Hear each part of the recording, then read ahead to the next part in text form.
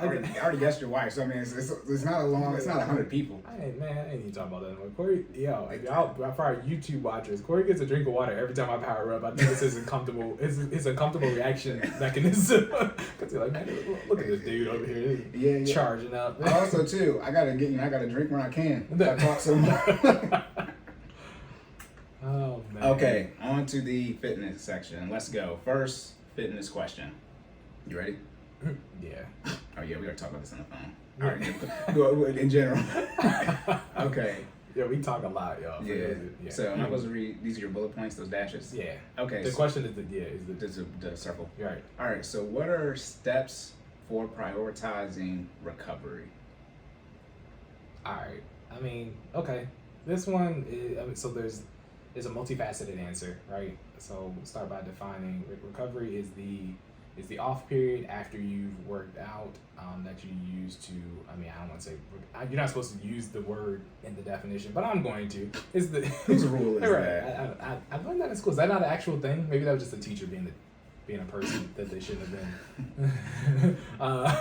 Look, I do math. Okay. Anyways, yeah, it's the off period after workout in which you recover, right? So prioritizing recovery is important for muscle growth as well as longevity of your fitness journey. All right, and there are several sides to recovery. I think a lot of people, when they hear the word recovery, they just think of literally like rest, like physically just not working out. And that's one of the many sides. But recovery is actually anything that aids in muscle growth as well as preparation for your next return for workout. Okay? So that being said, we're going to dive into a couple of those points. All right? So when you're on your fitness journey, there's a thing called it's called the 80-20 rule, right? And basically that's the breakdown of which you should be working out to recovering if you are not an elite athlete. And let me clarify what an elite athlete is. An elite athlete is basically a professional athlete. If you do not get paid to participate in a sport, right, then you are not an elite athlete. Okay, I know some of y'all probably think like, man, I'm an elite. No. Is your 9 to 5? You know what I mean? Based off of your fitness journey. If it's not, you're not an elite athlete. Okay. So now that we've clarified that, for those who are not an elite athlete, it is recommended for the 80-20 rule to be applied to your fitness journey. What does that mean? You should be working out actively engaged for 80% of the time and then recovering 20% of the time. Now, that's a general suggestion, right? I already got a note on here for a modification because that's not what I do and that's not what I tell people to do, right? 80-20, I mean, if we talk about a 7-day business week, I think I did the math, is 5.6 is 80% of a 7-day week. So I mean, ain't no point something days, like you can do a half a workout, but you either did or didn't do the workout, right? So that's 6 workouts a week, right? We're not working out 6 days a week. That's I mean, let me put it this way, you can, and if you are doing that, more power to you. I don't preach that, and I'm a certified trainer. I think I don't want to say it's unrealistic, but the toll that it takes on your body, if you're really giving all your maximum effort and having a really good workout, anything more than 5 days a week is a lot. You know what I mean? 6 days, but that 1 day of active recovery is like, you know what I mean? You're really not giving your body the optimal time it needs for you to go back and give 110% effort on your next workout. So that being said, I recommend the 70-30 rule, which is, again, the same thing, just different ratios, right? So 70% actively working out throughout a 7-day week, 30% rest, right? So that means you would get 2 days of rest and 2 days of rest and 5 days of workout, okay? And then I think I said this in a previous episode, but I also recommend those days not be back-to-back, right? You should not have 2 days of recovery in a row unless you're injured. And if that's the case, then this rule doesn't apply because now you're treating an injury, right? This is talking about for your regular active day, your regular active workout schedule, okay? 70-30. So 5 days active, 2 days rest, and I would recommend splitting apart those 2 rest days, okay? For me personally, what that looks like for me is that's Monday through Thursday. I do split workouts again, what a split workout is, I know we've covered this in a previous episode before, but just for a refresher, it is targeting a specific muscle group each day or a specific set of muscle groups each day. So it can be more than one, but for the most part, it's usually one main muscle group, right? So like legs one day, so legs Monday, chest Tuesday, back Wednesday, shoulders Thursday, rest day, full body Friday, rest day. You know what I'm saying? I'm sorry, rest day was Friday, full body Saturday, rest day on Sunday, repeat. You know what I'm saying? So that's just the snapshot of what my workout schedule looks like, right? Remember I said you shouldn't have the recovery days back to back. Okay, getting back into recovery. So again, what's the most recognized facet of recovery, Cory? Yeah, I think I just said this out loud, but I mean, when you hear the word recovery, what do you think of? rest, like stretching, drinking water. No, that was it. Oh, just rest. Yeah, okay, he's good. I mean, it was a trick. It's not it. It's straightforward, bro. Yeah, it's rest, right? So when people hear the word recovery, they just think, oh, like I need to just lay down and and not do anything, and that's not necessarily the case, right? I mean, so when I say rest as a facet of recovery, I'm talking about sleep, right? So I know we've talked about sleep before. The minimum amount of hours that you need to actively engage in a protein cycle while sleeping is how many hours, Cory? It's 6. Okay, there you go. I'm good. Hey, no, you're good. I'm good. Hey, he's sharp. The Pokemon question already had me like, oh god. Hey man, he took some time off, but you good. You sharp, man. Yeah. So you want at least 6 hours of sleep to make sure you're undergoing proper recovery, but more than that is always optimal, right? So sleep, again, 6 hours of sleep is the minimum. But if you can get 8 to 10, that's awesome, right? An extra, remember that protein cycle that happens in your sleep is a 2-hour process. So every 2-hour increment in addition to that 6 hours is helpful, right? So if you get to 8, that's amazing. If you can get to 10, you're probably sleeping too much if you get to 10. But I mean, hey, you get to 10. You don't make enough money to sleep 10 hours. I was about to say, right? It's only 24 hours in a day. That's What are you 18. doing? That's 18. You know what I'm saying? Like, so yeah, 8 is like, I would say the peak, right? That's another 2-hour cycle more than the minimum. But yeah, so when you're rest, right? All-encompassing definition of rest isn't just sleep though. So when you're resting, you're not engaging your prime movers. You're not necessarily engaging in a full-on workout, but you can still be doing what we call active recovery. And what does that mean? So so Cory and I share watch data. Actually, the Fit fam and I share watch data. Shout out to FinallyFit, and everybody participates in those workouts. Yes. So we all share Apple Watch data. Even on our off days, we don't necessarily do nothing. We just don't necessarily do a FinallyFit workout. Okay, so what does that look like? Active recovery. You can be doing passive exercise, meaning taking walks, doing yoga, things of that nature. You just wouldn't participate in what you normally would do, the same level of intensity that you would normally do on an active workout day, okay? So you are resting your body, resting those muscle groups by not engaging in this high level of intensity workouts, but at the same time, you aren't doing nothing, you know what I'm saying? So you give your body that chance to recover, but at the same time, you are still staying active, so it's not such a hot and cold extreme from day to day. All right. So rest. That's one of the. If you're going to prioritize anything out of recovery, rest should be at the top. Sleep, nutrition, and your and working out are the top 3 facets of your fitness journey. Right. So if you're talking about prioritizing recovery, the one that you need to take advantage of, sleep. Okay. So working out is the active side. Sleep is the head of the recovery side. Then nutrition. Okay, so moving on to the next one, massaging those targeted muscles after a workout. All right, so again, we're going hard throughout the week. We're crushing those different muscle groups. We're crushing our legs. We're crushing our back, crushing our chest, all on different days. What can you do to recover on your active recovery day? You can invest in it. I think I actually got one. Oh no, it's in the other room. Sorry, it wasn't here yesterday, but it's in the other room now. A Theragun. So literally you can go on Amazon, all right, and you can get, I'm always plugging Amazon. I'm a Prime guy. I don't know about you guys. I've gotten spoiled to this 2-day delivery, but you can go on the internet and purchase a Theragun, which is literally like one of those little handheld massage guns. And when I say they work wonders, at first I was kind of like, man, I don't need massages. Like I go hard, you know what I mean? Like I think there's some type of there's like a stigma with guys that we don't need these extra recovery techniques because we go hard in the paint when we work out, and it's like, man, you don't need all these extra massages and things of that nature. And it's like, pause. The hell I did. Exactly. First of all, the benefits they provide are miraculous, right? When you actually start using them, you're like, oh my gosh, I've been missing out on this whole time. But 2, if these high level, remember we talk about elite athletes, right? Do you know how much they estimated LeBron James spends on his body a year to Yeah, recover? a mil. Yeah, so he So does Russell Wilson. so again, we're talking about two of some of the most elite athletes in the world, right? If they spend $1 million on recovery, including, and I guarantee you, massages is a subset of that $1 million, right? On their body, why wouldn't you feel like you know what I mean? Like that's not necessary for your body, right? You got these people who are playing at a high level, you know what I mean, constantly. I mean, again, LeBron James, year 19, right? You know, I mean, almost got two.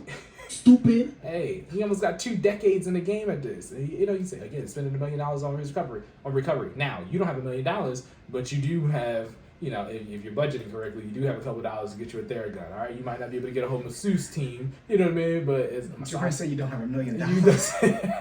Thank you, Jordan. I'm just letting you know where we at, realistically. All right, you're not LBJ. All right, but even if you did, you wouldn't spend. Only professional athletes should spend $1 million on their body. Of course. Yeah. They are investments. Yeah. But that being said, our version of our $1 million on our body is a Theragun. Okay, getting in there, and the Theragun isn't the only option. That's the handheld personal option. If you can work into the budget, maybe once a month, actually getting a masseuse to massage you, that's a possibility too, right? It's all about where your budget is, because remember, we always got to tie it back into realistic situations and our finances, right? Being financially stable.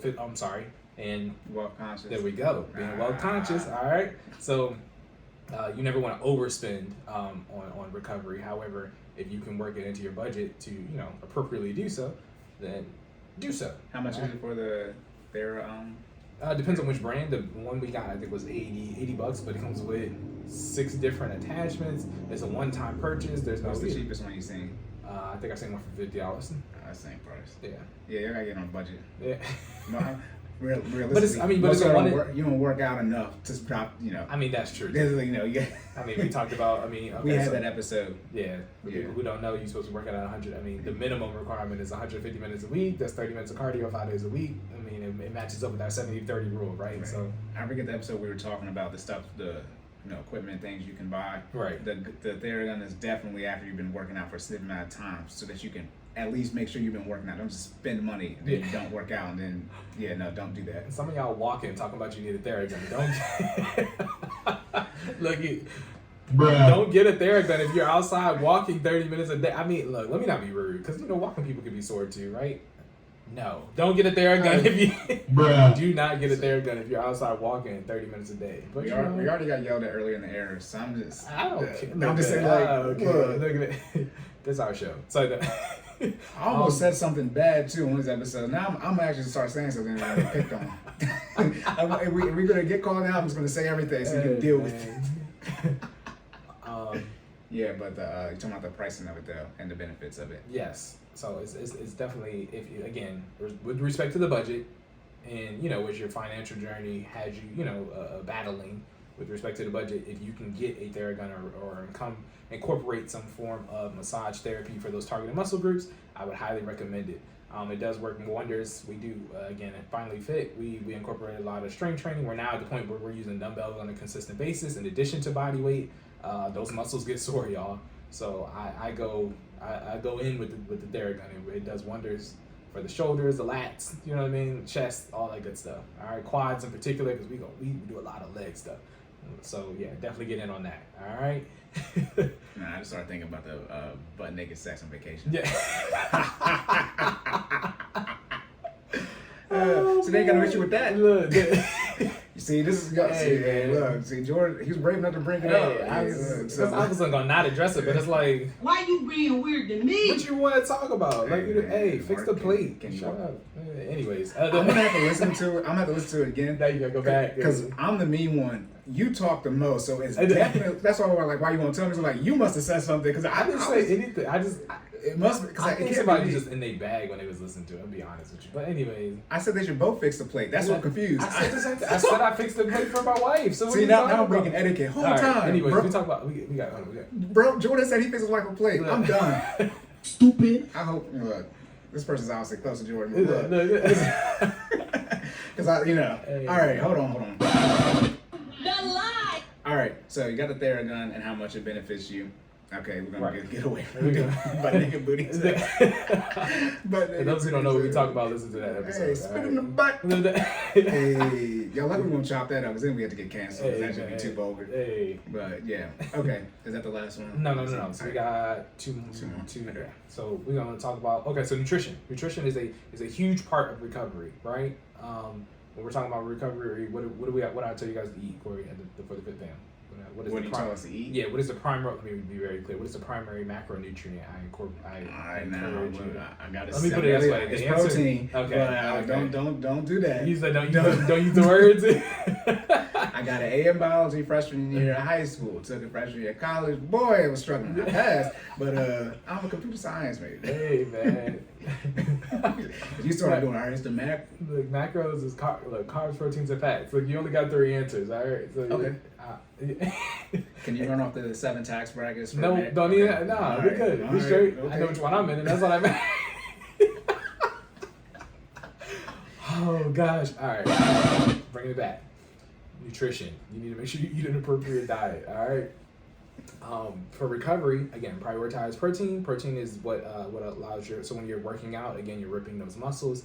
In order to allow those muscles to heal, you need to give your body adequate protein to allow that recovery process to happen, right? So when you're sleeping, your body's producing protein, and when you're consuming protein, your body is allowed to use that to then lay a foundation to heal those muscles that were ripped during the workout, right? So prioritize protein to prioritize recovery.